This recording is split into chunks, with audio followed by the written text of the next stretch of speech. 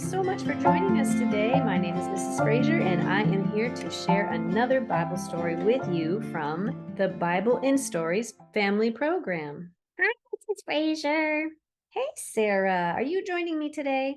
Yes, I am. All right, that's pretty great. I'm excited about that, Sarah. I haven't seen you in a while. Yeah, I've been pretty busy. I would say so. I see that you and Jacob and Amy are all doing all of these recordings and teaching children all kinds of lessons, like making their beds and setting the table and having prayer and all kinds of things. Are you having fun?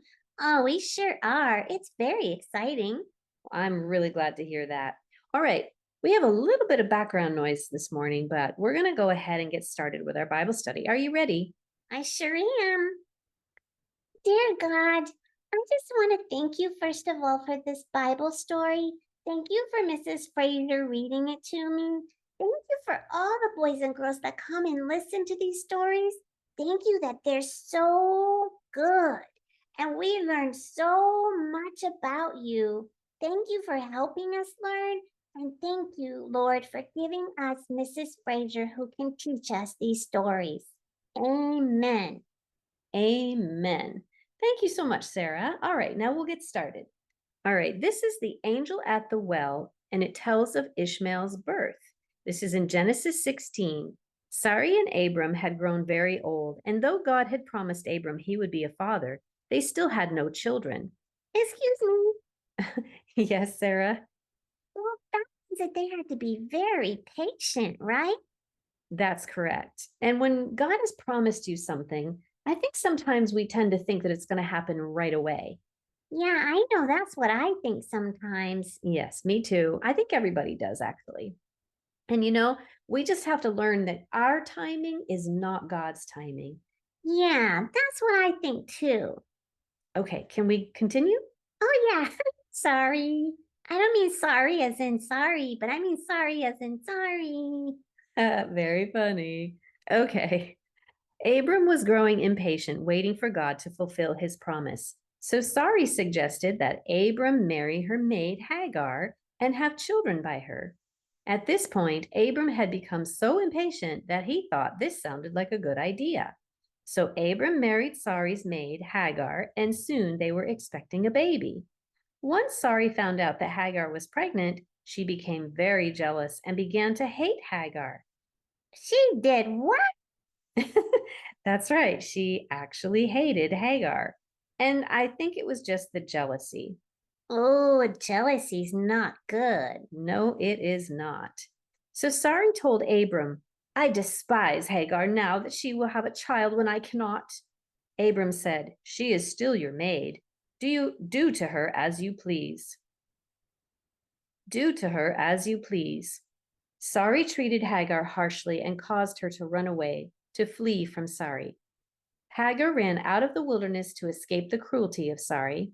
She had known nowhere she had nowhere to go and sat to rest by a well.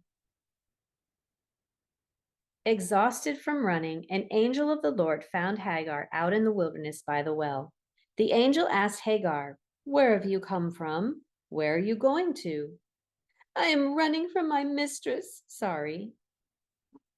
I am running from my mistress, Sarai.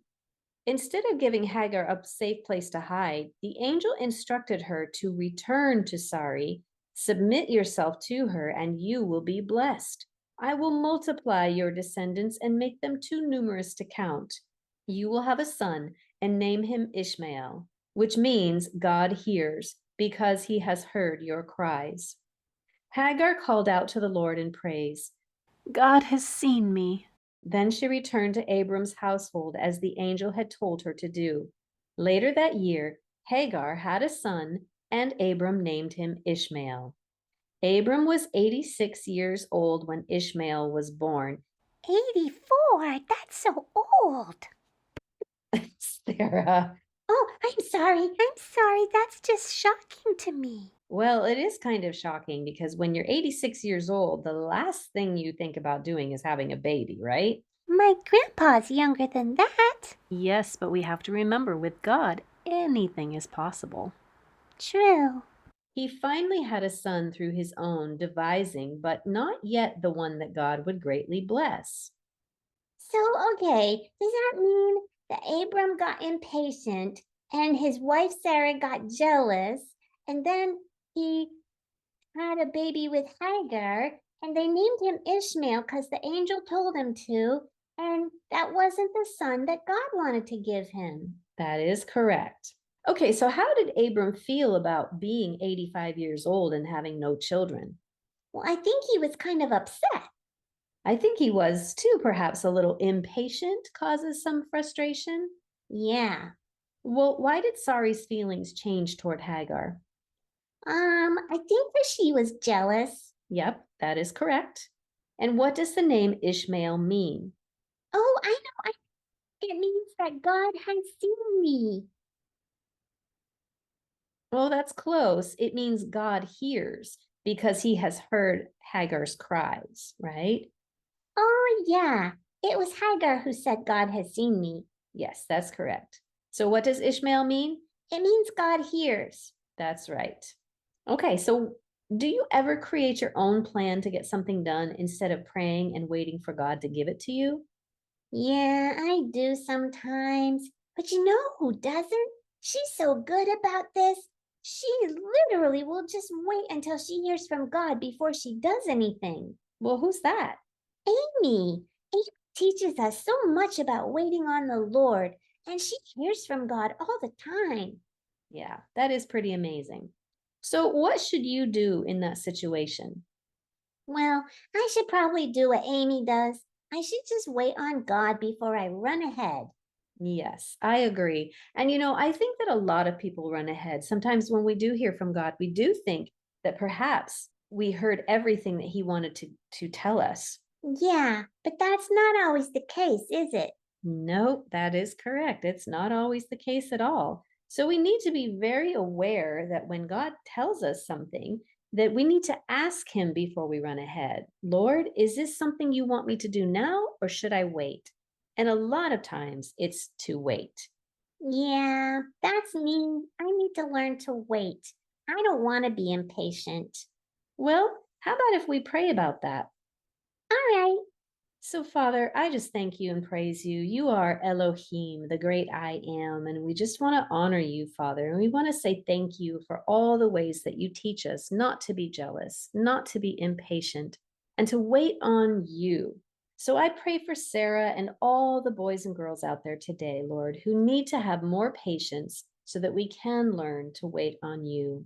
Thank you for blessing Abraham. Thank you for blessing Sari. And thank you for blessing Hagar and Ishmael. In Jesus' name, amen. Amen. Oh, can I say it? Can I say it? Sure, go ahead. Always remember, touch the goodness. Bye. Your family can grow with this program series called Bible in Stories, and we'll make sure that the link is below. If you're looking for exciting Bible curriculum for your K through 3rd or your 4th through 6th graders, Fetch the Goodness has just what you're looking for. It comes with puppets, screenplays, animations, and so much more.